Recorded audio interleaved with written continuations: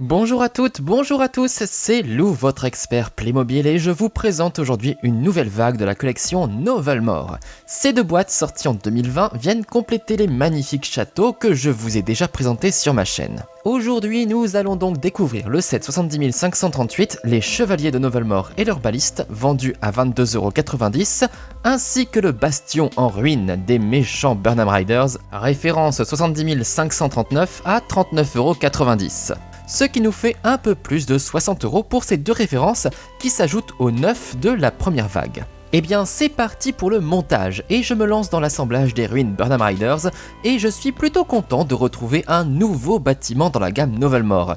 Et oui, je trouvais les sets de lancement un peu trop orientés sur l'action et les machines de guerre. Bon, ça reste toujours le cas, mais au moins, avec cette nouvelle construction, ça ajoute un peu de déco. Mais justement, ces ruines, elles vous disent peut-être quelque chose, non ?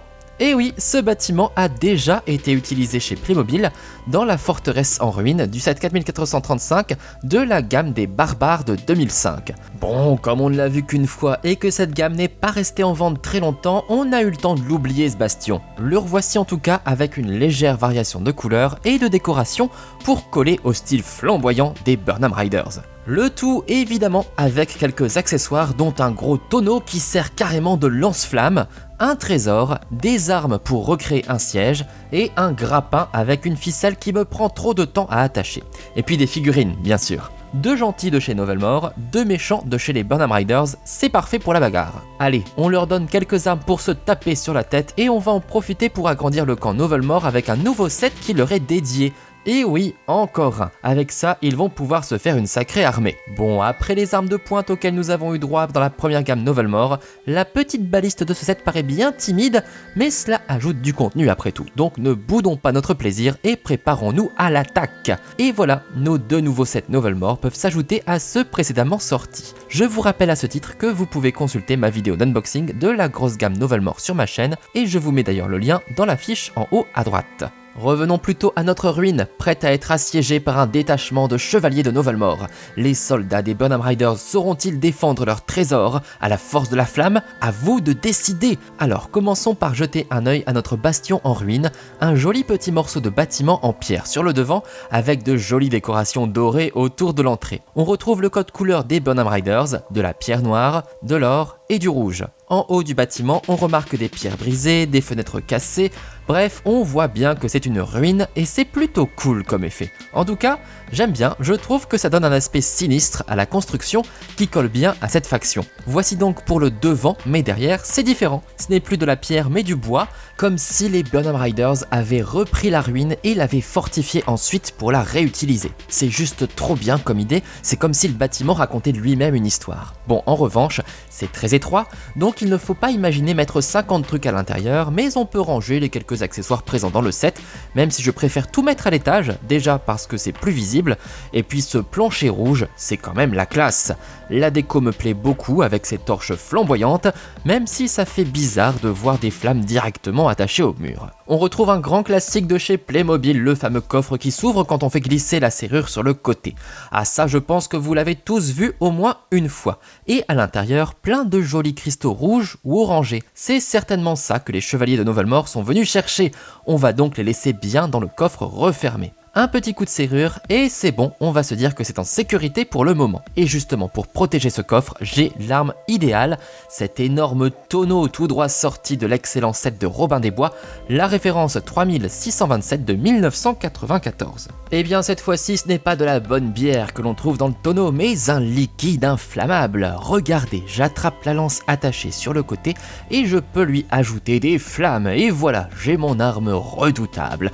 Avec ça, je peux griller les fesses de n'importe quel chevalier qui s'aventure un peu trop près des ruines. C'est franchement une super idée qui colle bien aux Burnham Riders, mais comme c'est un peu dangereux, on va vite attacher ça pour éviter les accidents. Mais je peux vous garantir qu'avec un lance-flamme, vous êtes plus que protégés, chers Burnham Riders. Et vous en aurez besoin car les chevaliers de Novelmore se sont regroupés pour assiéger les ruines.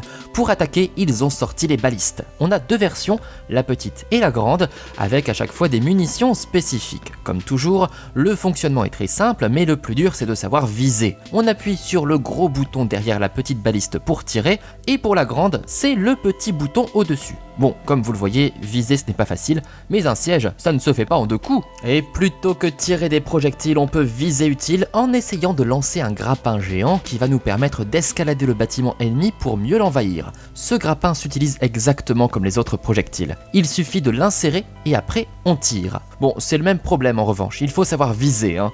Allez, on va essayer d'ajuster. Un petit coup sur le côté, un petit coup par là et on tire. Et on loupe. Mince, trop.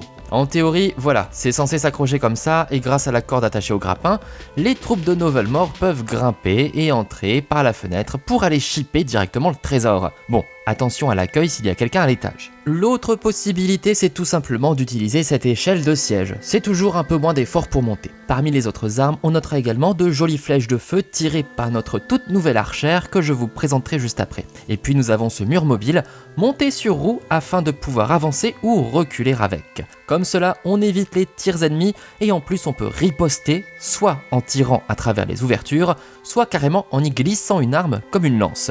Et après, on n'a plus qu'à avancer dans le tas et taper comme un bossu. Et paf! Bien, maintenant il est temps de vous présenter le super casting de notre nouvelle vague Novelmore, avec 6 personnages au total, certains qui reviennent et d'autres totalement inédits. On commence avec les 2 soldats de chez Burnham Riders, avec tout d'abord le terrible Lucifex et son look terrifiant. Bon, c'est simplement dommage qu'il ait exactement la même apparence que dans la première vague de la gamme, mais je suis content de retrouver son casque à cornes. Et sous le casque à cornes, on retrouve sa peau marbrée par le feu, tout comme sur ses bras. Mais quand même, là, il a presque l'air sympa, c'est marrant. Lui, en revanche, c'est un petit nouveau, je vous présente Flinton. Et enfin, on a un personnage à la peau noire dans la gamme Novelmore. Ouf, ça manquait quand même grandement de diversité jusque-là. Après, côté look, il n'a pas grand-chose de spécial.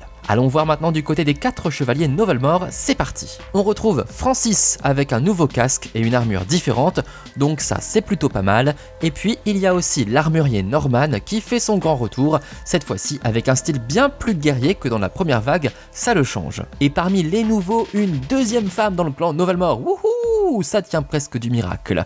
Voici donc Faylene, notre archère à la peau hâlée, dont j'adore vraiment le style, que ce soit la coupe de cheveux ou le mystérieux voile qui cache son visage. Bon, on dirait presque un masque anti-Covid, mais ça donne un côté oriental super stylé. Et la robe renforcée, c'est génial, tout simplement génial, je suis trop fan de ce look. Et enfin, autre petit nouveau, c'est Chico, un soldat d'origine asiatique.